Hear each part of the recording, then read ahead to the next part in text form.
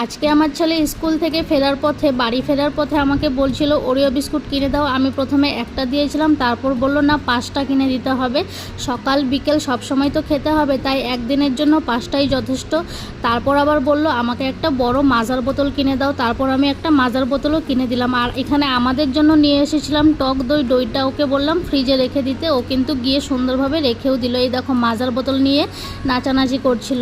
তারপর সকালে কিন্তু আমরা ব্রেকফাস্ট করিনি, ব্রেকফাস্টটা এখন করব। 11:30 মতন বাজে এখন। আর আজকে সকালে ব্রেকফাস্টে বানিয়েছিলাম লুচি আর সঙ্গে ছিল ঘুগনি।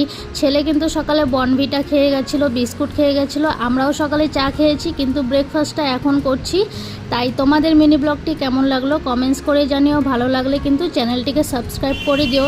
এইদিকেও ব্রেকফাস্ট করছিল আর বারবার আমাকে বলছিল কখন আমাকে মাজা দেবে। এই দেখো ওকে আবার মাজা 1 গ্লাস দিয়েও দিলাম। ভালো লাগলে লাইক কমেন্ট শেয়ার করে দিও। টাটা, আবার দেখা হবে।